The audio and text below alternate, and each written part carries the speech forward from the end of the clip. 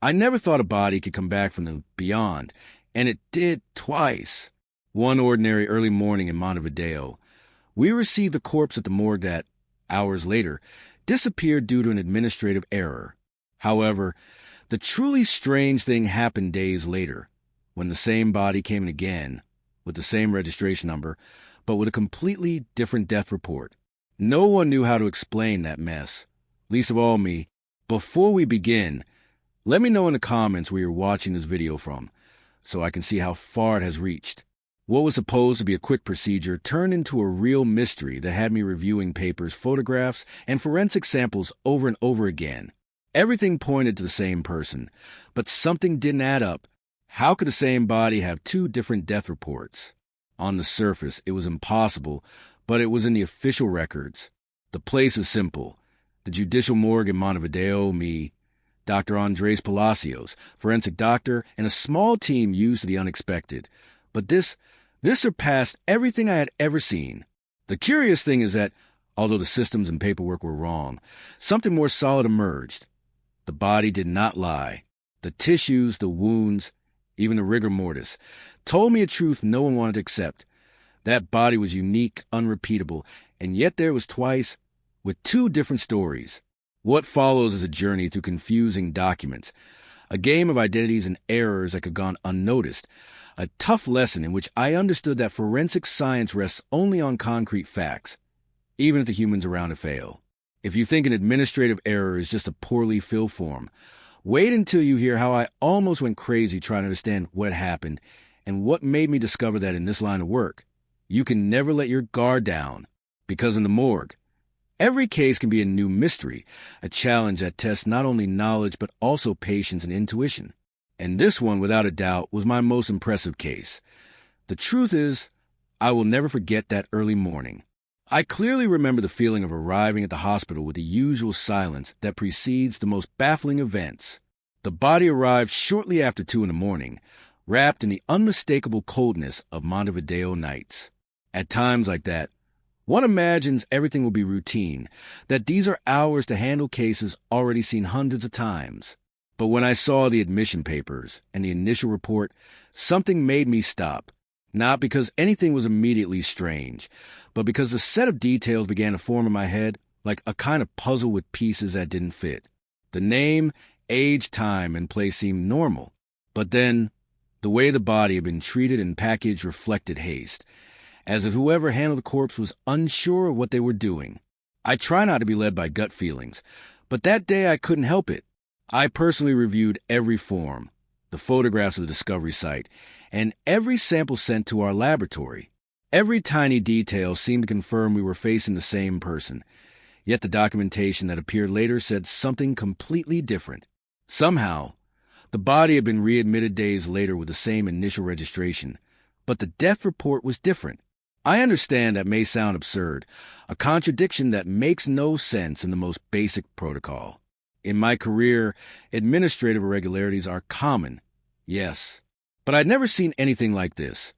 A body withdrawn by mistake, as they said in the morgue, and then returned to be analyzed again under radically different circumstances. I began to wonder if all this wasn't some kind of nightmare or a macabre joke. The first thing I did was sit down with the administrative registration team, insisting on a thorough review of every step, every entry and exit record. Who had taken that body? For what reason? How did they explain the same corpse returning with a different death certificate? The answers were vague, confusing. No one seemed willing to take responsibility, and the dates were perfectly documented. But upon review, there were inconsistencies that went unnoticed by everyone except me. I then decided to take the documentation to the forensic lab, to compare samples and look for some explanation there. The tissue, blood, toxicological analysis all pointed to the same identity that appeared in both files.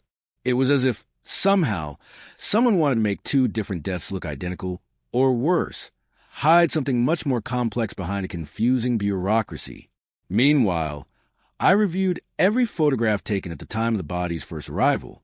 In them, I discovered microscopic details that had gone unnoticed. A small mark on the skin, a subtle scar on the arm, a position of the body that didn't square with the official version of death. It was as if the body wanted to tell a different story from that given to us by the documents. And there I realized, with a mixture of intrigue and frustration, that the body really doesn't lie, and that behind that calm, rigid appearance lay a truth buried among contradictory papers and administrative errors.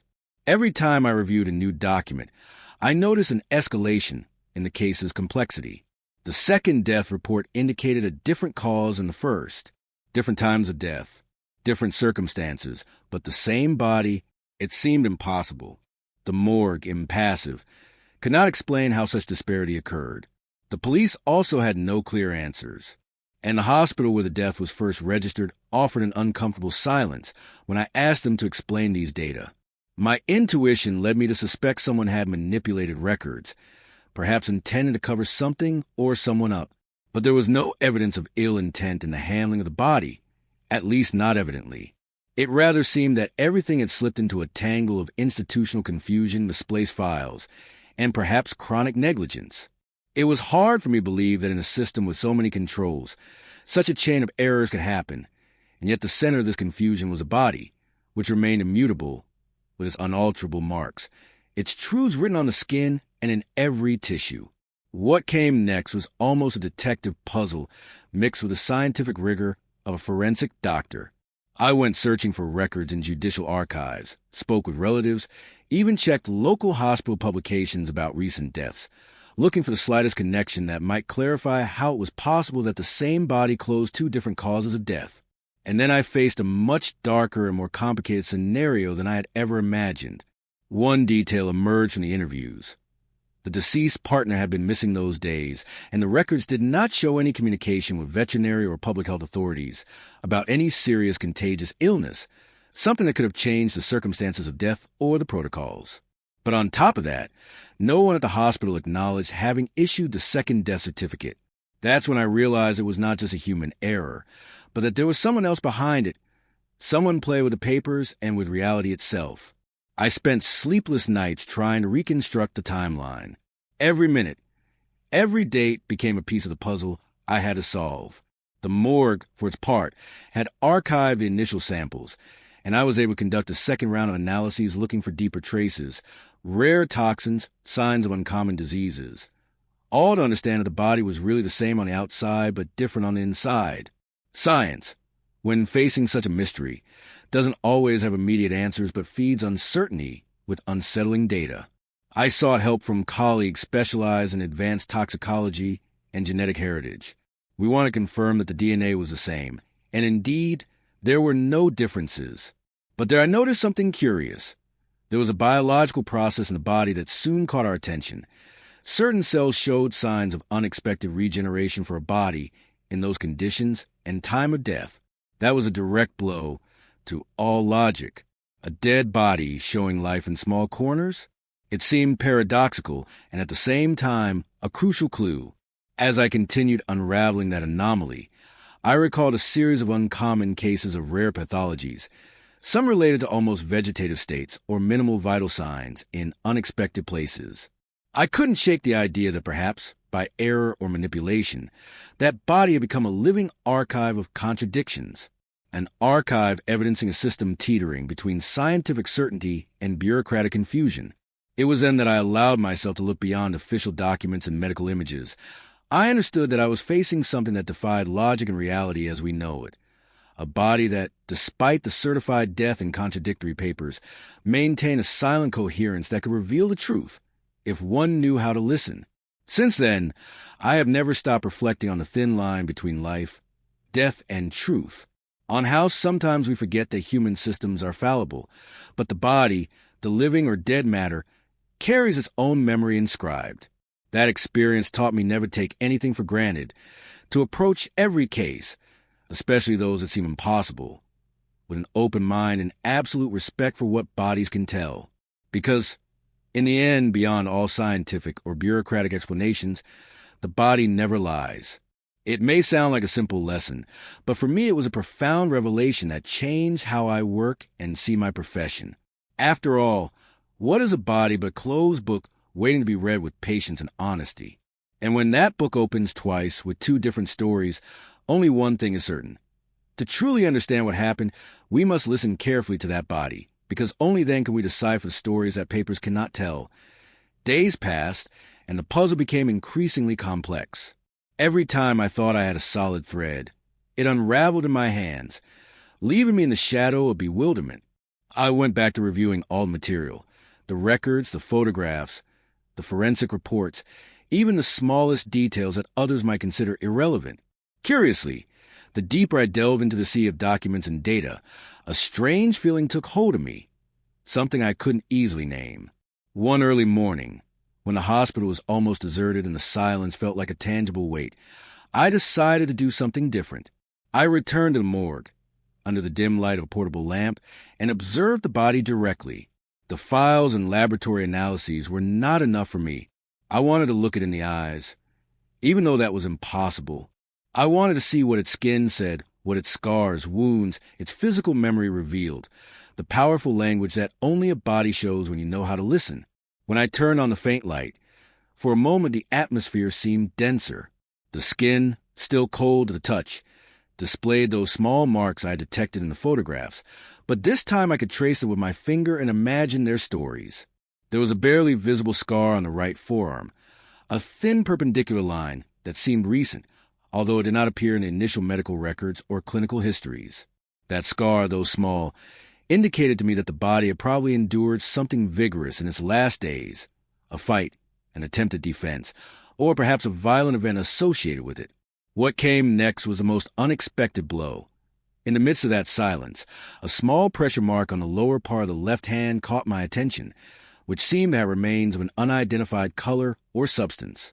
I asked the technicians to analyze in detail any chemical or biological residue in that specific area. The results took longer than expected, and when the reports were delivered, what we discovered was unsettling. It was traces of a strange compound, outside the substances common in a case of natural death or accident, something not found in any standard toxicology databases. A rare poison, almost forgotten in modern pharmacology, but still present in certain industrial and experimental compounds. The presence of that substance indicated that the body had been in direct contact with it, not just passively, but intentionally. That opened a door I had not considered until then. The possibility of concealed murder manipulated at an institutional level. With that information in hand, I expanded the search to the city's laboratories, specialized pharmacies, private clinics, and even research institutions. No one admitted to having worked with that substance recently. Meanwhile, I returned to interviews with those involved in the case. Police officers, nurses, administrative staff, all maintained a kind of tacit silence, an invisible wall that prevented progress. There were whispers, evasive glances, and unfinished sentences that did not quite form a concrete story, but I knew they concealed something dangerous and deep. Meanwhile, the body kept coming back to my mind as an ever-growing enigma. It was not just a repository of contradictory medical data, but now also the central piece of a greater suspicion. What if that second death report was not a mistake? What if someone had wanted to create a double narrative to hide the truth behind the death, manipulating the system, the papers, and the evidence? It was a terrifying hypothesis that forced me to be very careful. Then I remembered a detail that had almost gone unnoticed in the first stage, the attitude of the personnel who removed the body. According to the morgue, someone authorized had taken away within hours of its initial arrival, but the name and signature did not match any family member or commonly responsible authority. When I requested to review that authorization, the document appeared authentic, but with a forged or imposed signature, and the seal used did not belong to the hospital or the police. This made me understand that someone had planned this move in advance, exploiting a loophole no one had foreseen.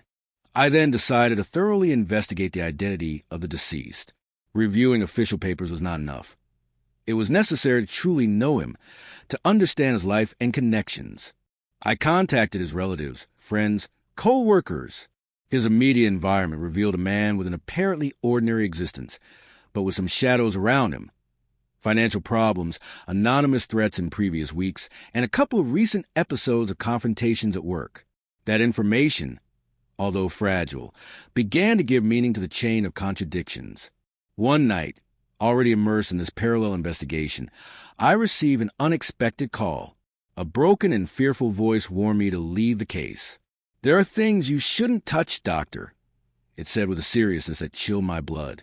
That was when I realized I was about to uncover something much bigger than a mere administrative error. But I couldn't stop. Every time I thought of quitting, something inside insisted on continuing, because the body was there, unmoving with its petrified silence, waiting for someone to tell its true story. It wasn't a cold object. It was a mute voice silenced twice, but still wanting to be heard. The following weeks were marked by long hours in the lab, discreet meetings with trusted colleagues, and a network of contacts through which I tried to connect points no one had seen. The genetics team confirmed there were no doubles or identity errors, but insisted on studying those cells that, inexplicably, showed signs of regeneration. At first, that seemed a technical error. But then, comparing with very rare cases in international medical publications, I discovered phenomena called regeneration fields, where certain tissues reacted post-mortem when exposed to particular substances or conditions. This made the fog of questions even thicker. Could that strange substance be related? Were those living tissues giving clues about the truth behind the death? Each piece added open new questions. The police, although pressured, seemed unable or perhaps unwilling to advance a hypothesis of concealed murder, and the hospital remained uncomfortably silent. The system, so structured and theoretically reliable, showed its cracks, and I, in the middle of this tangle, felt I was entering a territory where usual rules and logic were challenged by forces beyond my control. Despite everything, I did not give up. I created a map of all the connections, inconsistencies, timelines, and people involved. I began to perceive invisible patterns, a hidden choreography between documents and events suggesting someone wanted to play with death as if it were a board, moving pieces coldly to hide something destructive. One night, while reviewing old hospital security cameras, I found something unnoticed by everyone. A hooded figure entering the morgue outside permitted hours, just in the early dawn when the body first disappeared. The video was blurry, but clear enough to recognize certain details in clothing and movement. That was definitive proof of a deliberate act, not a coincidental administrative error. Immediately, I intensified that line of investigation. I contacted the police with the evidence, requesting collaboration to identify that person and link them to the double death report. It was a slow and frustrating process, but eventually a crucial piece arrived. The profile of a distant relative, with a criminal record and family conflicts, who had both motive to manipulate the truth and the opportunity to do so. But then, just when it seemed everything could be clarified, an anonymous call to my personal phone warned me to stop investigating if I value my life and that of my family. At that moment, I was certain the truth was far more dangerous than my imagination could conceive, and I understood I was not only facing a mystery, but a secret fraught with consequences. I looked at the body once more. There, on that cold, lifeless table, I saw not just a corpse but an enigma. The body that arrived twice was a paradox, a symbol of the fragility of systems and the boldness of those who try to hide the terrible burden of certain silences, all in the name of inscrutable interests. In the midst of that reflection, I knew this case, more than a closed file, was a call to be more careful, more humane, and more aware that behind every document there is a being deserving respect. Because death can be manipulated, words can be forged, but the body always leaves true, indisputable traces capable of telling what no one else dares to say. And that certainty, that deep respect for what the body embodies, has since become the compass guiding every new case I take on. No matter how strange or improbable it may seem, there is always a story waiting to be heard, and no paper or system can cover up realities already written in the flesh and memory of bodies. Because even though death closes a book, the body remains a living witness that never forgets, never lies. That night, after that discovery in the security cameras, something in me changed forever. The morgue, that usually solitary and gray space, had become the center of a dark and tangled web that seemed to extend beyond imagination. I felt that every step I took in my investigation brought me closer to an edge. Walking too close to the secret could disrupt not only my career or my life, but the lives of everyone around me. Aware of this, I decided I couldn't move forward alone. I needed support, not only professionally, but also for personal protection.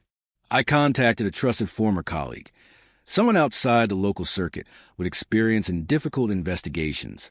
Together, we began analyzing each piece of the puzzle from a different perspective, looking for new angles, details that might have escaped me due to emotional burden or the closeness of case. Our collaboration brought some relief and fresh air, but also raised new questions that tightened the atmosphere even more. Among those endless nights of discussion and analysis, I received information that left me frozen. Someone had accessed and altered the original toxicology report, not once but twice. The first report had indicated the presence of the strange compound I mentioned. Then, in an alternative report, that substance had completely disappeared. The falsified documents had slipped into the system, probably to mislead and hide the true cause of that death. This implied an internal conspiracy, perhaps perfectly orchestrated, to divert the investigation of what had happened. I then wondered, who had so much control and power within the hospital or judicial system to manipulate data so easily? Every day, I felt the shadows around me growing darker. I soon noticed small changes in my routine. Calls with no number, short messages with veiled threats, suspicious movements around my house. All of this made me think that someone was watching my steps, and that probably this secret I was about to uncover had a much broader and more dangerous interest than I could imagine. My colleague and I redoubled our efforts, and in that search, we found something unexpected. A series of internal communications, emails between employees from different areas referring to special protocol, and absolute discretion regarding the case of the body that had arrived twice. Those words set off an alarm. Someone was orchestrating a parallel story designed to erase the truth. I considered the possibility that the man was not a simple citizen victim of crime, but perhaps an instrument or involuntary witness in something much bigger. Experimental formulas, illegal methods, or a network of dark interests with political or economic ramifications. This line of thought, though terrifying, took a significant turn when an anonymous source called me in the early morning to speak, without revealing their identity, and provided crucial information. They said they had documentary evidence supporting the existence of clandestine trials with compounds similar to the chemical substance found in the hand of the corpse. They also spoke about the presence of influential people who had even gone so far as to veto the dissemination of any report that could affect their reputation or trigger legal investigations. This person asked me for trust and discretion, but also warned me about what awaited if I continued. From that moment on, my investigation took a new focus. It was no longer just a forensic matter. It was a challenge against a corrupt and unpunished system that did not hesitate to use death to protect its secrets. The most unsettling part was feeling that the body, firm and cold on the table, carried that truth integrated into every fiber, without anyone being able to silence it completely. Little by little, I understood that to get to the bottom of the matter, I needed to explore a vein I had initially underestimated: the deceased's personal history. Not just the superficial version known by his closest contacts, but the hidden reality behind his daily life. I began talking to people who had treated him in difficult times, colleagues not mentioned in any report, even people he had helped or who, for some reason, owed him. There, in fragmented accounts, another side of the story appeared. A life marked not only by financial problems or threats, but by a growing awareness that he was involved in something dangerous. He had mentioned to some friends that he had discovered irregularities at his work, as if he tried to report or at least document a bigger problem, and, because of that, had become a target of a disguised persecution. Every testimony I gathered added more pieces to the board and confirmed something unsettling. The man had not died accidentally or naturally. He had become a victim of a system in which the boundaries between legality, science, and ethics had completely blurred. However, not everything fit common logic. The regeneration of certain tissues, those signs suggesting life hiding within death, pushed us to question even the scientific basis of case. Could the strange toxic substance have triggered an unexpected phenomenon? Or had someone manipulated the body after death to hide traces, creating that illusion of second life in the tissues? The answers remained elusive, but the certainty of deliberate alteration became more apparent. At one point, the situation escalated to a level I never imagined. I received a visit from an official representative of the hospital, someone with clear authority and a severe demeanor, who asked me with a mix of command and warning to stop the investigation. I told him I could not. that the truth was at risk of being lost forever if we closed our eyes. He, with a coldness that chilled the blood, replied that some secrets must remain guarded to protect the greater good. I understood, without more words, that phrase meant concealment and control. That conversation reinforced my feeling of being in an unequal battle, but it also awakened in me a sense of urgency that defied exhaustion and fear. I returned to the morgue, to the mute memory of the body, and understood that I had to do justice not only to him but to all those whose silences had allowed this story to turn into a lie. I decided to take a step I had avoided until then. We requested an independent autopsy, carried out by an external forensic team, that could analyze everything from scratch and without interference. The process was complicated and also dangerous, as there were pressures to stop it, but the determination of that small group was a beacon in the midst of the storm. The supplemental report confirmed the presence of the toxic compound and revealed subtle marks, undetected in the first examinations, pointing to possible chemical aggression and post-mortem manipulations for specific purposes. It was not just a death. It was a coded message in a body that seemed to speak through its wounds and altered tissues. Also, the presence of a problematic relative became clear. He had participated in illicit transfer of the body and in attempts to erase evidence, acting as an intermediary to protect even higher interests. Amid this revelation, I faced a huge ethical dilemma. I knew that exposing the truth could trigger unpredictable reactions, put lives at risk, break invisible pacts that maintain apparent calm. But I also understood that the greatest danger was letting silence become an accomplice to oblivion. Then, one night, while reviewing all the documents, photographs, and samples, I realized that the body presented twice had not only been the victim of an administrative error or conspiracy, but symbolized a deep struggle between truth and appearance, between evidence and lies, between justice and corruption. That body was a dark mirror, reflecting all the system's failures. It was the unquestionable testimony that in death, as in life, truths can be buried, disguised, or denied, but the body will always remember. Because in every scar, every mark, every contained cell there is a story that cannot be erased, a secret that flesh guards even if they try to silence it. The last scene I keep in my memory was that morning in the morgue. When I turned off the light over that silent body, I didn't feel sadness or satisfaction, but a newly understood weight. The certainty that my work as a forensic doctor is not just a matter of science, but of humanity. That my duty is to listen to those bodies that, voiceless, still demand justice. That no file or system can cover the truth firmly held by the flesh. And with that conviction, that deep calling born when touching the edge of reality, I knew that case would stay with me forever. It was not just an investigation. It was a reminder that in every human being, even at the last frontier between life and death, there are stories that deserve to be told and respected, traces that never lie, despite everything. That is why I am still here, every day, facing new cases. Because although death seems final, the body is always a living voice, an eternal record that does not fade with time. And it is that truth, silent and powerful, that guides and challenges me, the one that tells me that no matter how much they want to hide what happened to that body that arrived twice, the memory of its flesh will never allow the lie to triumph. The nights became endless. Every time I tried to rest, images and data would assault my mind, pressing on my chest with a mix of uncertainty and urgency. It wasn't just the search of the truth that belongs to a forensic doctor, but the constant pressure feeling watched, surveilled from invisible yet close shadows at the same time. My analyses grew stricter, and yet every finding seemed to open more questions and answers. How is it possible that a corpse could appear twice under different official records without anyone, except us, noticing the mistake? What did that duplication hide? Why would someone pay so dearly to conceal what the body would not keep silent? My colleague and I reviewed the digitized documents, microscopic photographs, and contradictory reports over and over again. We began to notice a pattern in the forgeries. It wasn't just manipulated toxicological reports, but also suspicious movements of the body within the facilities. We found records of unusual access to corpses' files, at times that coincided with brief disappearances of certain employees whose identities, after digging a little, were also unclear.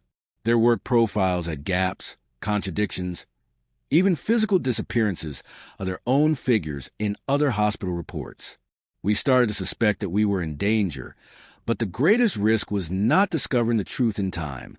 One afternoon, while reviewing the hospital's internal footage, we detected a fragment that chilled our blood. In a small laboratory room, barely lit and without visible cameras, a group of people was seen manipulating the body on the autopsy table after it had officially been recorded as removed. Not only that, they were apparently applying substances that were not part of the standard protocol, and what we saw did not correspond to any known medical practice. It was a strange, mechanical, almost reverential ritual, as if the corpse were an object to modify, to control, not a human being subjected to the science of death. My friend looked at me, and in his eyes was reflected the same feeling I had, a mix of disbelief and terror. What were they trying to hide or create? It was more than an administrative error, more than a conspiracy to cover up a murder. It seemed that behind those walls, an experiment whose nature we could not yet understand was being silenced. Tracking down the members of that group was complex. Some, as expected, suddenly disappeared from a hospital. Others, with markedly different profiles, from laboratory technicians to people linked to pharmaceutical sectors or private security, appeared at social events or discreet meetings that the system almost entirely erased from the public record. At the same time, a new piece came into my hands, a folder with old documents, lost in a nearly forgotten hospital archive, where experimental clinical trials were recorded without the approval of the corresponding ethical committees. On those yellowed pages, with almost illegible signatures, tests with chemical compounds were detailed that, attention, intended to modify cellular processes in terminally ill patients to supposedly prolong life or reverse irreversible damage. It was a dangerous mix of hallucinogens, synthetic toxins, and unclassified compounds that could, theoretically, produce effects as unpredictable as those I had seen in the deceased body. With all this evidence, the story that once seemed a simple anomaly transformed into a dark web where science and power converged gloomily. Those substances did not just kill, they seemed to have the ability to alter death itself, or at least its appearance. The marks of cellular regeneration on the corpse were neither accidental nor diagnostic errors. They were empirical proof of an experiment that had gotten out of control, and that for many had to remain sealed under the shield of the greater good. I spent entire afternoons reviewing interviews with the deceased's close ones, who, between tears and silences, let fragments of the truth slip. They said he had worried about those clandestine trials, that in the days before his death he had changed his attitude, showing fear but also determination. He had sent coded messages, met with lawyers and independent journalists, as if one had built a shield against what he knew was coming. His death was not just an error or an accident. It was a direct consequence of having discovered what he should not know. To reach a balance in the investigation, we then decided to approach an external unit, an ethically and politically independent associated laboratory. There, under strict security measures, they reanalyzed the original samples from the body, compared to compounds, and performed advanced cellular studies that saturated every tissue with microscopic images of the highest resolution. The final report not only confirmed the use of prohibited substances, but showed something even more disturbing: signs of possible genetic reactivation in late stages of brain death, a phenomenon practically unknown in forensic medicine, and which could rewrite the very foundations of the study of death. This discovery propelled the story far beyond the local or medical realm. Now we understood that we were not dealing with a simple homicide or negligence, but a project of global reach, perhaps clandestine, that used death as a laboratory for dark purposes. It was, ultimately, a battle between scientific advancement without ethical limits and those still trying to preserve life and human dignity. And that body presented twice, with its non-evident wounds, chemical manipulations, and marks of biological confusion, had become the symbol of that struggle. The worst part was that, days later, the pressure did not cease. My phone began to vibrate constantly, silent video calls I never answered, encrypted messages we never fully deciphered. The house showed signs of having been searched in my absence. A couple of times, I felt strange footsteps behind me as I left the hospital, but the conviction to not turn back was stronger than the fear.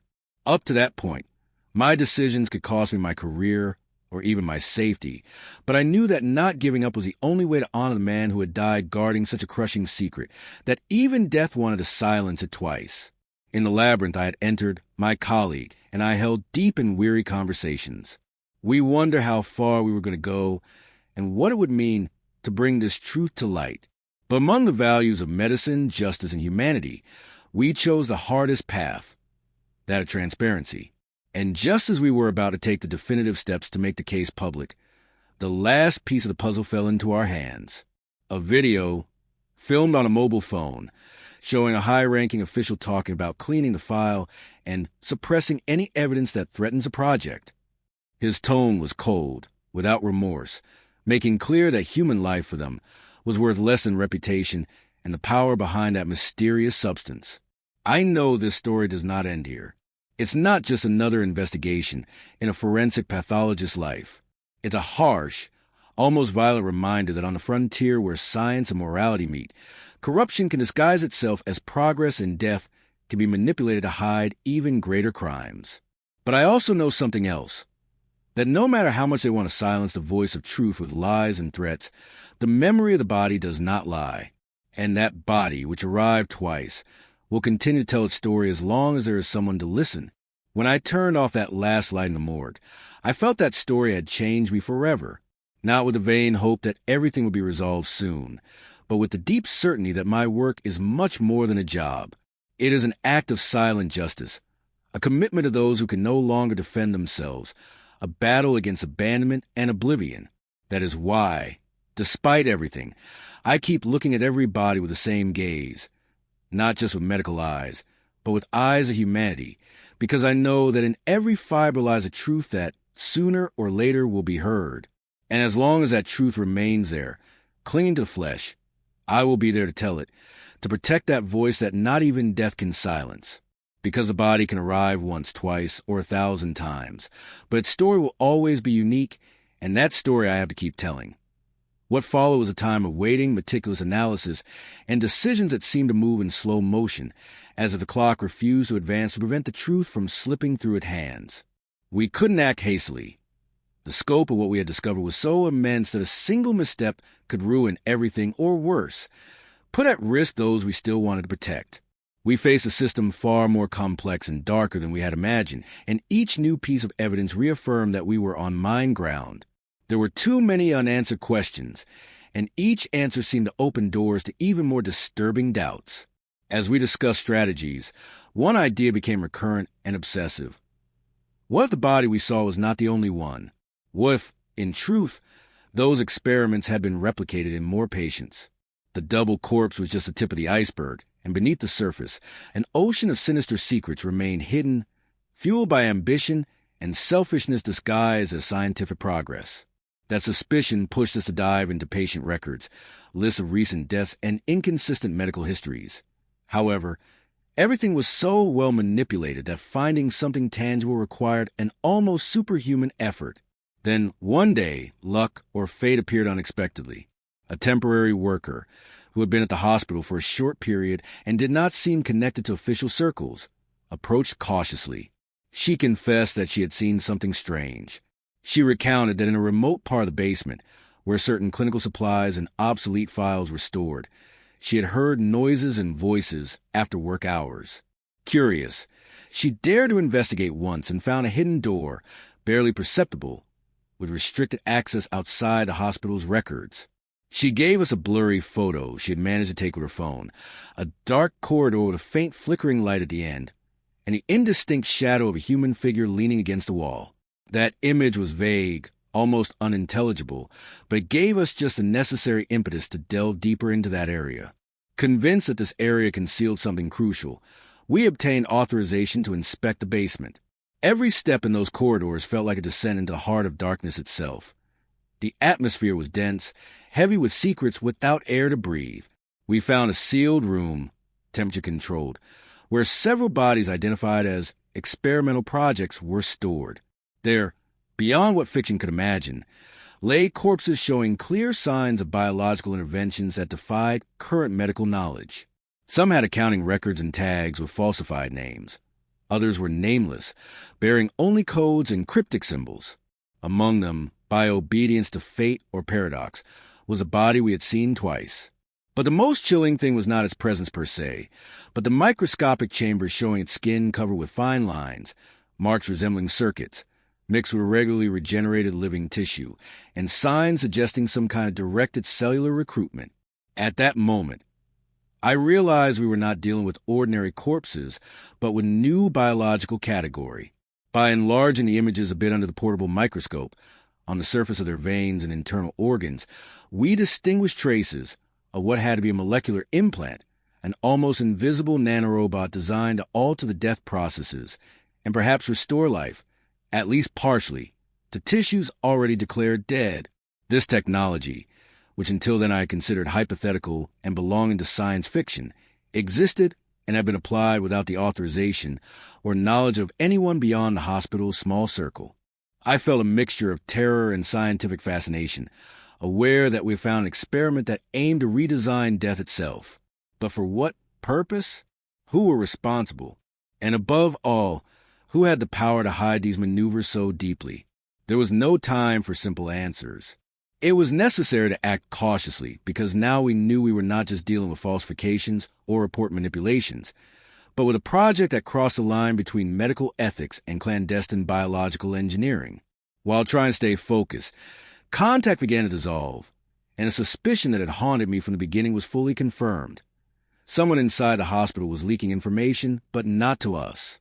The leaks were being directed to darker forces, attempts at blackmail, pressures to stop investigating, veiled insults through anonymous messages.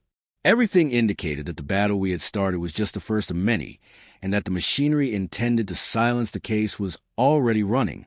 One day, amid maximum pressure and tension, another unexpected document came into my hands. An internal record, barely visible in the system, which had gone unnoticed. It was the minutes of a secret meeting between high hospital officials, external researchers, and representatives of the pharmaceutical industry. It detailed a plan to create a bank of experimental bodies intended to test new compounds that would never be publicly approved. The objective was clear: to accelerate the development of technologies to control aging, cellular regeneration, and even post-mortem genetic manipulation. A true factory of the dead to feed the immortality business desired by a few. This document explained not only the double appearance of the corpse in the records, but also the reason for hiding and modifying bodies in secret. That night, while reviewing the latest evidence and intercepted messages, I understood that we were already at a crossroads of unpredictable consequences. The line between science and horror had blurred, and ambition had created monsters within the very institutions entrusted to preserve life and death with dignity. A few days later, I faced a personal decision that changed everything. My colleague disappeared after receiving a direct warning, an anonymous note, with no return address, indicating that their life was in imminent danger if they continued the investigation. For a moment, I felt that paralyzing fear we had tried to ignore, but we had no choice but to move forward, together, despite the cost. There were days of secret meetings, conversations with sources living on the edge of anonymity, and even meetings with independent journalists who wanted to help, but whom no one could guarantee safety or impartiality. From those talks, a key contact emerged, a former employee of the pharmaceutical company linked to one of the experiments who agreed to give us unexpected documents. She gave us evidence proving that those substances applied to the bodies were the result of research clandestinely brought back from other countries, some related to internationally banned military technologies. What had until then seemed a local drama was now simply one more link in a global network of perverse interests aiming to control life and death, put at the service of power and money. With a mixture of exhaustion and determination, we managed to organize a comprehensive file, an archive that collected a complete chain of manipulations, lies, and cover-ups. But the problem was no longer just revealing the truth. It was confronting a system that could easily crush any dissenting voice. The night I decided to take the case to the press, I felt the weight of the world fall on my shoulders. I wondered if it was worth risking everything, from personal safety to emotional stability. But I remembered the man whose body had returned twice, the name someone had tried to erase, and who now, finally, would have justice. That act of courage connected us with social, legal, and journalistic movements that not only brought the case to public light, but forced the start of official investigations. Although progress was slow and resistance fierce, the truth began to make its way. We understood that death, that last scenario we believed closed and invulnerable, could be manipulated, corrupted, and used as a weapon. But we also understood that humanity has the final word when someone chooses to listen carefully to the voices that still remain silent. The body that arrived twice was more than a mystery. It was a symbol of resistance and a warning, a call not to trust blindly what apparent authority presents. Because behind every record, every certificate, every report, there's a real body, a deep and unique story that cannot be erased or manipulated without leaving traces. And those traces must be protected by us, who work with scientific and human truth, not only out of respect for the dead, but for the hope of a future where ethics and justice accompany knowledge, without dictatorial power erasing or altering what should be sacred. In the end, that experience changed me forever. It made me understand that forensic medicine is not just a tracker of causes of death, but a silent battlefield where truth and lies, progress and corruption, life and death confront each other. And every body resting on our tables has a story to tell, one that defies oblivion and demands justice. Today, every time I open a morgue doors on a dark, cold night, I feel that same living commitment, because I know that no matter how many times a body tries to disappear or be altered, its truth remains in its cells, in its marks, in its biological memory.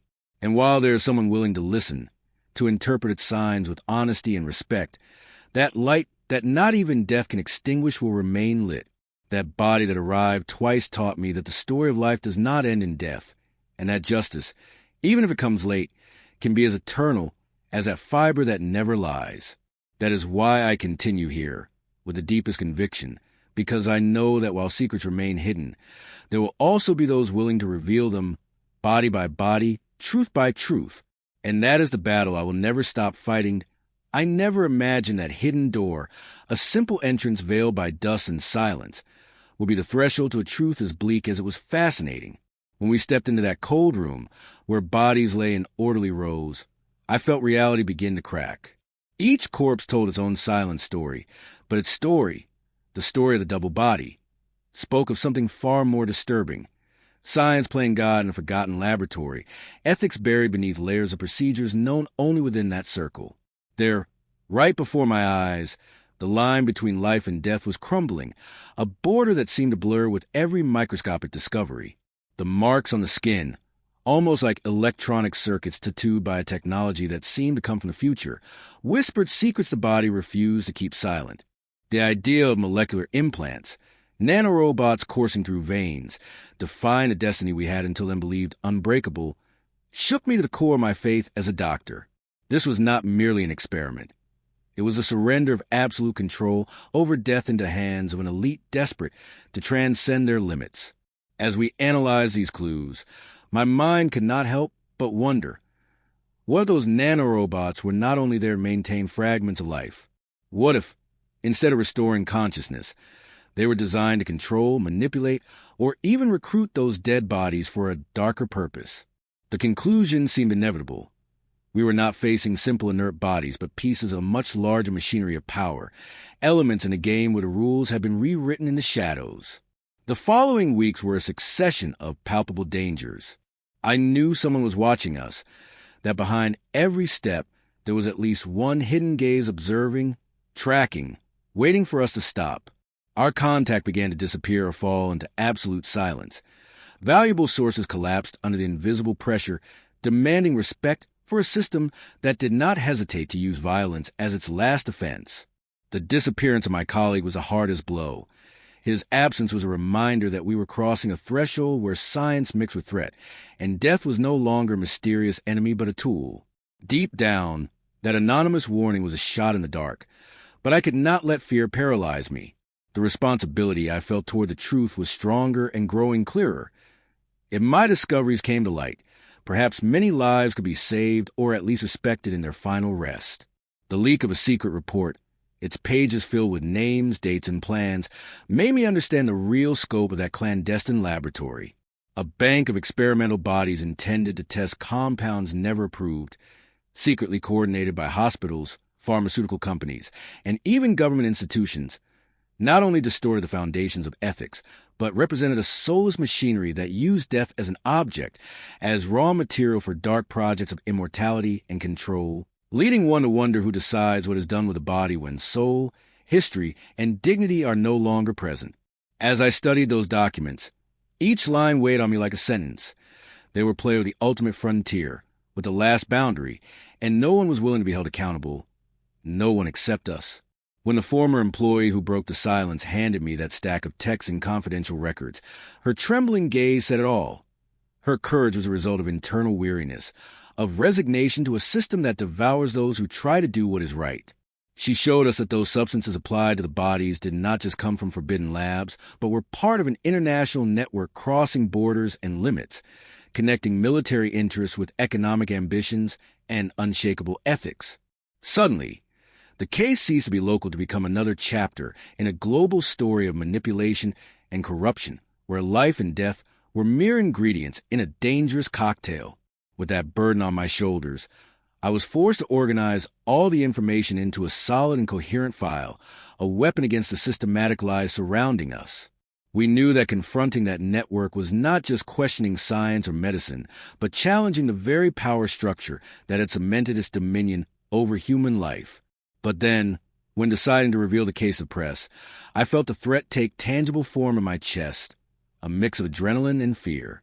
I knew that by doing so, I was entering a kind of barehanded combat, with the truth as the only weapon, and they, with their silences and hiding places, ready to respond.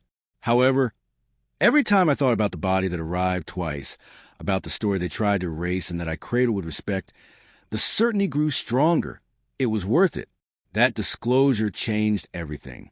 It connected us with people and groups who have been fighting for years for transparency and justice in similar fields. The official investigation began, although resistance was fierce and cunning. But truth has the strength of deep roots that do not break with wind or storm. Death, which we believed unshakable, was being challenged by the human hand, yes, but was also being reclaimed by those who understood that the end cannot come without dignity or memory. What at first seemed an anomaly transformed into a warning for all. Science without ethics is not only dangerous but irreparable. That night in the morgue, as I prepared to open the door once more, I felt that this had ceased to be simply a job and had become a mission. The body that arrived twice was no longer just a victim. It was a voice demanding to be heard, a reminder that truth cannot be buried by papers or hidden behind sealed doors. Because even if they try to erase it, biological truth is written in every cell, in every line of the living marks that time and death cannot conceal. It was impossible to look away. And so, as I move forward on this path, I know that every corpse that comes to my hands has something to tell, a whisper that cannot be silenced. Because science, with all its immensity and power, is not absolute without the humility to recognize what must not be crossed. What I learned from this case drives me to continue, to keep vigilance and curiosity alive. Because I know there will be other bodies that arrive twice, other buried truths crying out for justice. And as long as there is someone willing to listen, to unravel them with respect and courage, there will be hope. The hope of a humanity that does not forget, does not give up, that understands that even if death seems a final point, there are always secrets waiting to be revealed. Because in the end, the story does not end when a body stops breathing. It ends when we stop listening. And I do not intend to stop hearing.